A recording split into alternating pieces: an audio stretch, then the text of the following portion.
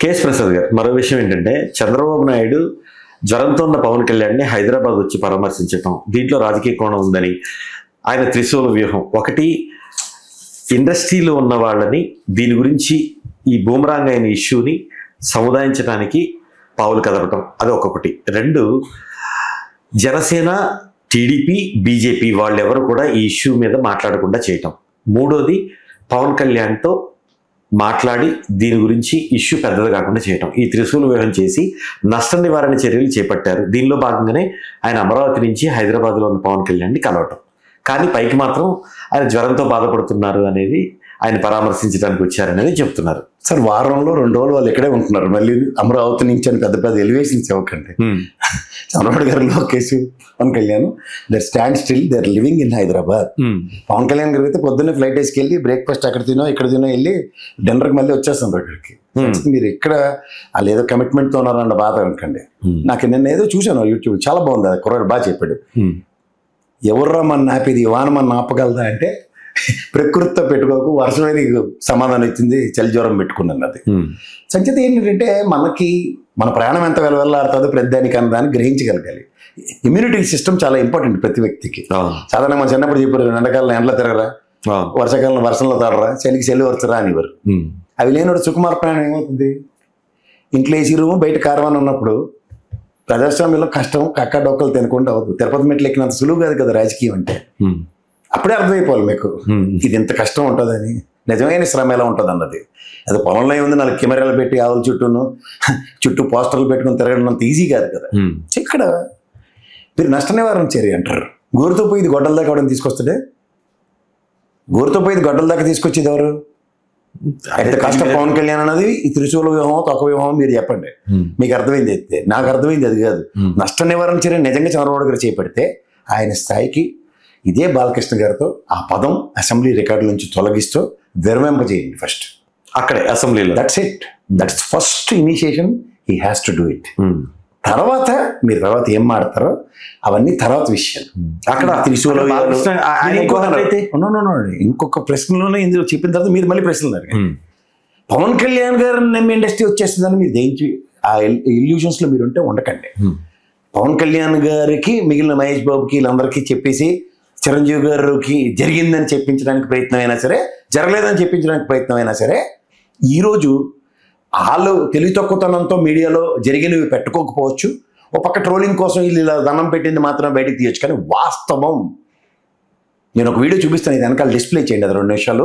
నారాయణమూర్తి చెప్పేశారు. నారాయణమూర్తి ప్లీజ్, అక్కడికి వెళ్ళిన 10 మందిలో ఒకడు వచ్చి మాట్లాడడం కాదు. వాస్తవం ఏం జరిగిందంటే, ఈ ప్రముఖులు ఎల్లక మునుపు ఒక లెబోరియస్ డిస్కషన్స్ చిరంజీవి గారితో జగన్మోహన్ రెడ్డి కంటిన్యూస్ గా చేశారు. అది చిరంజీవి గారే యాక్సెప్ట్ చేశారు. ఇది సినీ పరిశ్రమ, పెద్ద పరిశ్రమ, దానికి సంబంధించిన హెవీ బడ్జెట్ సినిమాలకు ఒక కన్సిడరేషను, స్మాల్ బడ్జెట్స్ ఒక కన్సిడరేషన్స్, ఇలాంటివన్నీ ప్రపోజల్స్ తో చిరంజీవి గారితో జగన్మోహన్ రెడ్డి గారి చర్చలు సఫలీకృతం అయిన తర్వాత ఈ మీటింగ్కి వెళ్ళారు. వెళ్ళందెవరు అప్పుడు? ఇదే బాలకృష్ణ, ఇదే పవన్ కళ్యాణ్. అయినా లబ్ధి పొందిందవుడు బాలకృష్ణ. విశ్వాసం ఉంది ఆయనకి. అందుకనే అసెంబ్లీలో పిచ్చి పిచ్చిగా మాడితే ఊరుకోనన్నట్టుగానే చెప్పాడు. ఎందుకు? ఇదే నాన్నగారు ప్రెస్ మీట్లో చెప్పాడు, బాలకృష్ణ గారు కూడా వచ్చి కలుస్తారంటే. ఆయన ఎందుకంటే కలవడం ఇంత అయిపోతుంది కదా, తర్వాత కదా సినిమా, నేను అదే కంటిన్యూ చేసిండి అని చెప్పింది. సార్, తిన్నోడు ఎప్పుడు మర్చిపోడు సార్, ఇది ఉంది. కానీ ఆ రోజు ఆయన స్పాంటానియస్ రియాక్షన్, ఆ దిక్కుమాల మాట మాట్లాడుకుంటూ ఉంటే, ఇవాళ బాలకృష్ణ వైఎస్ఆర్సీపీకి హీరో. అందుకే మా జగన్మోహన్ రెడ్డి ఫ్యాన్ రా అని వాళ్ళు లాంగ్ కాలం నుంచి నిన్న తిలకవరం ఇన్నింగ్సే ఆడాడు నిన్న. అన్ఫార్చునేట్లీ ఏంటంటే, అలా చూడండి 50 కొట్టాడు పాకిస్తాన్, AK-47 చూపించింది. ఆడు పాకిస్తాన్కి చేసిన సేవ కన్నా ఆడు గన్ను చూపించింది దరిద్రం ఎక్కువైంది. అదే బాలకృష్ణ ప్రాబ్లం. మీకు అర్థమవుతుంది? డైలాగ్ అనకుండా ఉండాల్సి, అది అనకుండా ఆ విధంగా మాజీ ముఖ్యమంత్రిని సంబోధించకుండా ఉంటే it's a perfect act. So ఇక్కడ మీరు గమనించవలసిన విషయం ఏంటంటే, రాజకీయ కోణాల్లో వీళ్ళు ఒక చక్రంలో చిక్కుకున్నారు, కబనాస్తాలో చిక్కుకున్నారు. ట్రాప్లు అవతలకి వేయడం కదా సార్, మీరు ట్రాప్లో పడకుండా చూసుకోవడం రాజకీయం. మీరు ఇందాక అన్నమాటకి నష్ట నివారణ చర్యల్లో సభలో ఆయన ఖండించి ఆ పదం తీసేయాలని అప్పుడే చెప్పుంటే అక్కడతో 99% ఓకే. కానీ అక్కడ అంటే మళ్ళీ బాలకృష్ణ ఈగో హర్ట్ అవుతే, ఎవడిగో అండి ఈగో హర్ట్ అవుతుందని చెప్పి 10 మందిని దొల్లగొట్టేసానంటే ఎలాగవుద్ది?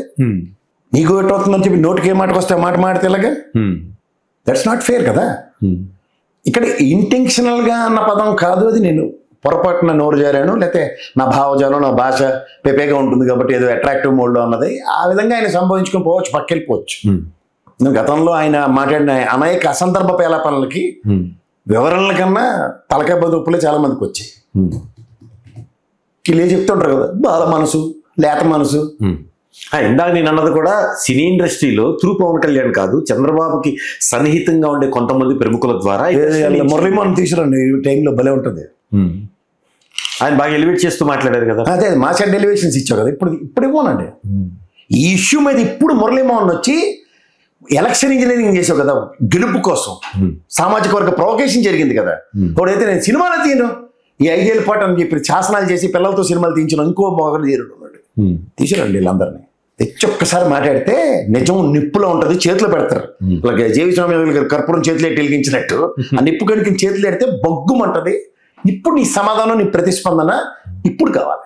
అంచేత ఈ పెద్దలతో చంద్రబాబు గారు చేసే ఛాన్స్కి ఆయనే గొయ్యతవ్వి వాళ్ళందరినీ బదులు ఒక నిజాన్ని కప్పిపెట్టాడు.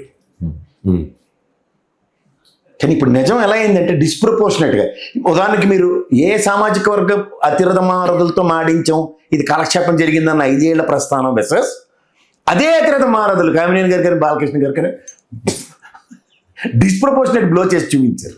అంటే ఇప్పుడు పెద్దలు అక్కడికి రారు చంద్రబాబు గారి ప్రాస్పెక్టర్లు. ఇక్కడ ఎక్కడ ఉండండి మీరు, ఇంకా దీనికి ఇంకా ఈ సిచ్యువేషన్ ఎంత అగ్రవేట్ అయ్యి ఉందంటే, వెనక కాపు సామాజిక వర్గాలన్నీ ఇలాగా నివురుగప్పిన నిప్పులో ఉన్నాయి. అతి దగ్గరలో చిరంజీవి గారు fans association all India level దగ్గర నుంచి వాళ్ళందరూ బ్లడ్ బ్యాంక్లోనే ఒక మీటింగ్ అవ్వబోతున్నారు. తర్వాత అది అవ్వకుండానే చంద్రబాబు మేనేజ్ చేశారని కదా. సరే, మేనేజ్ చేయడం అన్నది మేనేజ్మెంట్ స్కిల్స్ అన్నాళ్ళు. ఈ మన ఎలక్షన్ లాగే ఉంటుంది. ఎంతమ్మ గారు చెప్పారు చూడండి, 64 అన్నట్టే ఉంటుంది. ఇవన్నీ గమనిస్తారు సార్, ఎవరు ప్రజలు గమనించుకోండి లేరు, ఇవన్నీ చూస్తున్నారు. అంటే అగ్నికి ఆజ్యం అవ్వకుండా, ప్రతిపక్షాలకు దొరకకుండా జరిగిన పొరపాటుని జాగ్రత్తగా, ఇందులో ప్రతిపక్షాలకు దొరకడం కూడా కాదు సార్, ప్రజలకు దొరికిపోయారు. ప్రతిపక్షం ప్రాస్పెక్ట్ లో జగన్మోహన్ రెడ్డి గారిని ఆ విధంగా ఉచ్చరించడం తప్ప మిగిలిన విషయంలో అంత కోడిపెట్టలో దొరికారు జగన్మోహన్ రెడ్డి ప్రాస్పెక్టివ్లో. చిరంజీవి గారి ఇష్యూ అనవసరంగా బూమెరాంగ్ చేసుకుని మనం గెలిచింది మూసుకున్న తర్వాత మూసుకుని వెళ్ళదు. ఈ అబద్ధాలు పెళ్లి చేసిన తర్వాత దాని సంసారం నిలబడడానికి ఏదో ఆలోచించాలి తప్ప వాళ్ళది అబద్ధం ఆడేవాడు వివరణలు ఇచ్చుకుంటూ కూర్చుంటే ఏమవుద్ది, సంసారం ఎత్తుపోతుంది. అసలు ఈ లెటర్ ఇవ్వడం కూడా దీంట్లో బూమరంగ్ అవటమే. చిరంజీవి గారు డిజాస్టర్ అండ్ క్రైసిస్ మేనేజ్మెంట్ ని ముందుగానే అడ్రస్ చేసాడు. ఇప్పుడు ఆయన జగన్మోహన్ రెడ్డి అనే వ్యక్తి చిరంజీవి గారి యొక్క కమిట్మెంట్ టువర్డ్స్ ఇండస్ట్రీ అనే దగ్గర సినిమా పరిశ్రమను పరిరక్షించుకోవడానికి ఆయన అగ్రిగేట్ ఆంధ్రప్రదేశ్లో ఎలా వీడియోలు చేయాలి, ఎలా షూటింగ్లు చేయాలి, కొంత ఇచ్చినప్పుడు ఎంత రిలాక్సేషన్స్ ఇవ్వాలని ఒక beautiful discussion has taken place. అది ఏ ఊడో ముఖ్యమంత్రి అయినా సరే ఆ సర్కమ్స్టాన్సెస్లో ఖచ్చితంగా ప్రవర్తనా నియమాలు అలాగే ఉంటుంది. వీళ్ళు చెప్పినట్టు ఎక్కడ ఉండదండి. ఇప్పుడు నాకు నిజంగా చెప్పాలంటే సినిమాలు అంటే నాకు అసలు ఉదాహరణకు నేనే ఆ స్టేజ్లో ఉన్నా సరే, because some revenue will definitely come to that state అన్నప్పుడు నేను కూడా పంచేంద్రియాలు మోసుకుని దానిలో లాజిస్టిక్స్ నే ఆడాలి. కానీ ఓ సందర్భంలో టికెట్ 5 రూపాయలు పెట్టి అది ఎందుకు జరిగింది? అది సార్ మీకు ఒకటి చెప్తున్నాను సార్, ఈ ఇండస్ట్రీ అనేది ఎప్పుడు బతికుండేది, ఒక సినిమా 100 రోజులు ఆడినప్పుడు దాని యాన్సిలరీ అంటే థియేటర్ చుట్టూ ఉన్న కుటీర పరిశ్రమలు అనండి, లేదంటే చిన్న చితక వ్యాపారస్తులు దాని మీద ఆధారపడ్డాయి. ఒక ఎంటర్టైన్మెంట్ కాన్సెప్ట్ లో 100 రోజుల్లో అతనికి వచ్చిన సినిమా రెవెన్యూ మీద ఉండేది. అప్పుడు ఎన్ని సినిమాలు వచ్చేవి? ఇప్పుడు దానికి కృష్ణ గారు కానీ, చంద్రబాబు గారు, రామారావు గారు కానీ, నాగేశ్వరరావు గారు కానీ, సోహన్ బాబు గారు మల్టిపుల్ మూవీస్ తీసేవాళ్ళు. ఇన్ని తీసేవారండి. ఇప్పుడు 3 ఏళ్ళకి ఒక సినిమా ఇవ్వడానికి సస్తున్నారు వాళ్ళు. పైపించి వాళ్ళకి వచ్చాకుండా ఒకే రోజు డబ్బులు అడిగి తెచ్చేసుకుందాం అన్న కాన్సెప్ట్ లో ఉన్నారు మీరు. పైగా నిర్మాణ వ్యయం పెరుగుతుంది అంటారు. నిర్మాణ వ్యయం ఎందుకు పెరుగుతుంది సార్? ఇప్పుడు అదే మేకింగ్ ఇది మీకు మళ్ళీ చెప్తున్నాను. జగన్మోహన్ రెడ్డి గారు కూడా మాడింది ఏంటి తెలుసా? వీళ్ళు ఎంత చచ్చిపోవడానికి కారణం ఏంటి తెలుసా? మంచి పాయింట్ మీరు రైస్ చేశారు. జగన్మోహన్ రెడ్డి గారు మాడిన దాంట్లో హీరో హీరోయిన్స్, డైరెక్టర్లు, మ్యూజిక్ డైరెక్టర్లు కొంతమందికి మీరు ఇస్తున్న అనానమస్ రెమ్యునరేషన్స్ పక్కకి తీద్దాం, తీసి మిగిలిన సినిమా బడ్జెట్ మీద మాడదాం అంటున్నారు. అంతే. అప్పుడు ఏమవుతుంది? మీరు డిపిఆర్ సబ్మిట్ చేయాలి కదా. ఉదాహరణకి ఎక్కడ ఉంటాయి లెక్కలు ఉండవు. ఈ గ్రీన్ మ్యాట్ మీద పుల్లు కాయలు తోకలకి ఎంత వస్తుంది? మా అయితే ఒక విఎఫ్ఎక్స్ వాళ్ళని పెట్టి జాబ్ చేస్తాం, 2 లక్షలున్నర 2 లక్షలు జీతం ఇస్తారు, సినిమాకు 10 లక్షలు ఇస్తారు. ఎగ్జాంపుల్ చెప్తున్నాను. వాడితో విఎఫ్ఎక్స్ ఇంత బాగా చేయించడానికి అంతకన్నా వాడు రెమ్యునరేషన్స్ ఇంకా తోపు తూరంగా ఉండదు కదా. రెమ్యునరేషన్స్ పెట్టే దాంట్లో 20-25% అవ్వచ్చు నిర్మాణ వ్యయం. అంతే కదా. అంతే. నిర్మాణ వ్యయానికి తగ్గట్టుగా ఉన్న దగ్గర ప్రభుత్వం కన్సర్న్స్ ఇస్తున్నది. వాళ్ళకి ఇచ్చే రెమ్యునరేషన్స్ ఇవ్వాల్సిన అవసరం లేదు. అది ఎలా ఫిక్స్ చేద్దాం అన్న కాన్సెప్ట్ మీద డిస్కషన్స్ జరిగాయి. అక్కడ వీళ్ళకి ఎవరికి ఆగదు. ప్రాబ్లం అక్కడ అదే. ఇవాళ ఇండస్ట్రీ సతమతం అవుతుంది ఏంటంటే, ఇవాళ చూడండి రేవంత్ రెడ్డి గారు సినీ కార్మికుల కోసం మన కార్మిక సంఘ కమిషనర్ గారు వేశారు, లేబర్ కమిషనర్ తో ఒక సంఘం వేశారు. అప్పుడు ఏమవుతుంది, వీళ్ళ పిల్లకల చేతిలో ఉంటాయి. మినిమం వేజెస్ ఇస్తున్నారా లేదా, లేకపోతే ఎంత వేజెస్ ఎంత ఫిక్స్ చేస్తారు, బేర్ మినిమమ్స్ అన్ని, కాల్ షీట్ ఎంత అనేది ఉంటుంది. ఇది ఈ ముఖ్యమంత్రి గారు చేస్తున్న పని రైటర్ రంగా. ఉదాహరణకి ఇది నచ్చలేదు అనుకోండి, వేరే పార్టీ వాడు మొదలెట్టాడు అనుకోండి దుకాణం, ఆ తెరి సినీ పరిశ్రమను చంపేయడానికి రేవంత్ రెడ్డి నడుము బిగించడానికి చెప్పి అడ్డమైన చెత్త మొదలెట్టారు అనుకోండి, అదే జరిగిందే. మళ్ళీ నష్టపోతుంది వాడు, ఆ కార్మికులే కదా. అదే మళ్ళీ ఈ రాజకీయాలు వాళ్ళు చేసుకుంటూ పోతూ నలిగిపోయేది ఎవరు? ఇండస్ట్రీ నలిగిపోకుండా చూడడానికి ముఖ్యమంత్రి, ప్రజలు ఎవరైనా టికెట్ కొనేది ఎవడు? 5 రూపాయల టికెట్ అంటే వెళ్ళి చిరంజీవి గారి ఫ్యామిలీ, లేదా దగ్గుబాటి గారి ఫ్యామిలీ, నందమూరి వాళ్ళ ఫ్యామిలీ వెళ్ళి లైన్లో నిలబడి 5 రూపాయలు కొంటున్నారా? పబ్లిక్ కోసం ఆలోచించేది ముఖ్యమంత్రి అవుతాడు, ఇంకోటి అవుతాడు. అది తప్పంటే ఎలా అండి? మన బుద్ధిగానే ఉంది వాడికనే. అక్కడ వీళ్ళు డొలతనం దొంగతనం అర్థం అవ్వాలి కదా మీకు. ఒక దోపిడీ వ్యవస్థ ప్రాస్పెక్ట్లో నడుస్తుంది దగ్గర సామాన్య మానవుడు 1000 రూపాయలు పెట్టి టికెట్ కొనగలడా? కొనలేడు కదా. వాడి గురించి ఆలోచించేవాడు. అసలు ఒక్క రోజులో చేయాలనే ప్లాన్ చేయటం, 1000 రూపాయలు టికెట్. ఇప్పుడు మీరు పండగకి వెళ్తారు, లోపు బయట ఆడతారు, పత్తాలు తెలుసు కదా. ఇంట్లో పెద్దవాళ్ళు 13 మొక్కలు ఆడతారు, 200 లోకులకి 100 రూపాయలు పెట్టుకుని సరదా తీర్చుకోవడం. అవును. కానీ కుర్రాడు నాన్న జేబు 1000 రూపాయలు కొట్టుకెళ్ళి ఆడికి వెళ్ళి లోపు బయట ఆడతాడు. అవును. ఆడు సాయంత్రం 10,000 సంపాదిద్దాం అనే కాన్సెప్ట్ లో ఉంటాడు. అవును. నాన్న ఎంజాయ్మెంట్ కోసం పండక్కి 4 మొక్కలు ఆడుకోవాలని కాన్సెప్ట్ లో ఉంటాడు. ఈ తొత్తరం పిల్లల గురించి ఆలోచించేది ఎవడు? మళ్ళీ నాన్నే కదా. ఆయన ముఖ్యమంత్రి రాష్ట్రానికి. తప్పురా నాన్న, అందరం మీతో పాటు అందరం కష్టపడదాం, కష్టపడితేనే రాష్ట్రం ముందుకెళ్తుంది. ఒక 10-20 సినిమాలు పెట్టుకున్నాడు అనుకోండి ఒక హీరో, ఆ నాన్నగారులాగా మహేష్ బాబు, చచ్చినట్టు లొకేషన్స్ అంటే గోదావరి కోనసీమలో ఉండవు, ఉండవా? లేదండి సంవత్సరం కూడా కాల్ షీట్ ఇస్తాను, సైబీరియా తీసుకెళ్ళండి, పక్షులు ఎగురితే. ఇవన్నీ పెట్టగదలేనా కదా.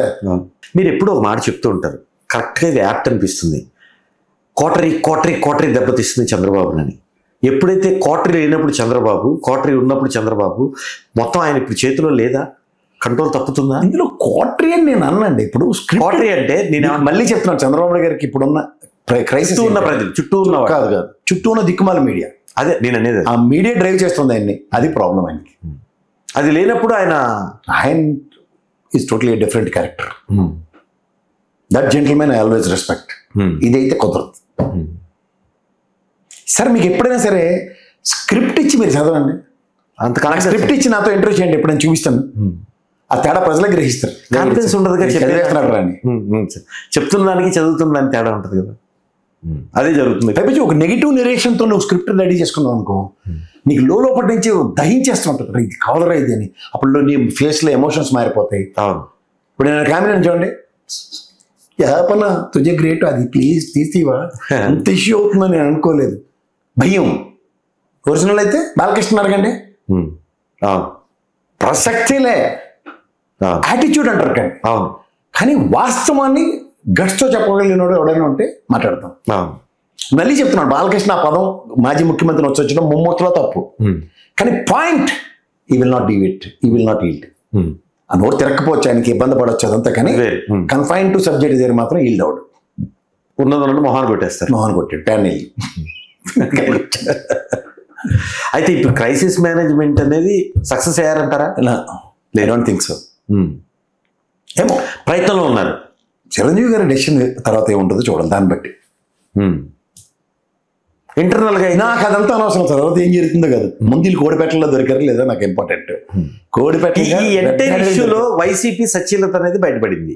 వాళ్ళే బయట పెట్టారు బాలకృష్ణ గారు త్రూగా. రెండోది వీళ్ళు ఏమనంటే అలా మోహన్ బాబు మీద కలిగిపడిపోవడమే తప్ప బయట ఉత్తుత్తి టపాకాయలని మాత్రం ఇంకోసారి స్పష్టమైంది. అలాగే జగన్మోహన్ రెడ్డి నాన్ రియాక్టివ్ మోడ్లో ఉన్నాడు కాబట్టి జగన్మోహన్ రెడ్డి మీద కూడా చెలరైపోగలరు అన్నదమ్ములు ఇద్దరు. అది కూడా ప్రూవ్ అయింది. రియాక్షన్ ఉంటుందన్న భయంకి, తర్వాత ఏం జరుగుతుందన్న దానికి ముందు నిజాలు చెప్పిన తర్వాత. దీని మీద జగన్మోహన్ రెడ్డి ఎందుకు స్పందించలేదు? అవసరం లేదు. ఆయన ఒక మాట అన్నాడు, గ్యాప్ కొందా, కార్పొరేటర్కి తక్కువ, ఇంకో దేనికి. అప్పుడు అది నేననేది ఇంకా తక్కువ మాట. బయటపడ్డ తర్వాత అక్కడ నాయకుల లక్షణం ఉంటుంది సార్. తను చేసింది తను చెప్పడం, పబ్లిక్ మాట్లాడుకోవాలి చచ్చినట్టు. అది జగన్మోహన్ రెడ్డి. అది కూడా పబ్లిక్ కూడా కాదు, పబ్లిక్ తెలుసు ఎట్లా మెడికల్ కాలేజ్ లేదంటే కట్టే ఎవరైనా అబద్ధాలు మాడతారు అని అలా అయిపోతుంది దగ్గర. వీళ్ళతో మేమే అబద్ధాలు అని తెలుసా అని కొత్త స్క్రిప్ట్ ఇస్తున్నారు. అది జడ్డితనం అంటారు ఏమంటారో తెలుసుకోండి. మళ్ళీ ఎవరిని వాడారు? జడ్డితనానికి మారిపోయారని బీజేపీనే వాడారు, చూసుకోండి. అది చంద్రబాబు నాయుడు గారి స్ట్రాటజీ. హలో, తెలుగు రాజ్యం ఛానల్ చూస్తున్నారా? సామాజిక రాజకీయ జీవన చిత్రణే తెలుగు రాజ్యం. అతిశయోక్తులు అసత్యాలు ఉండవు. రాజకీయ కోణం కాదు, ప్రజా కోణమే కొలబద్ద. తెలుగు రాజ్యం వీక్షణ మీ ఉత్తమ అభిరుచికి నిదర్శనం.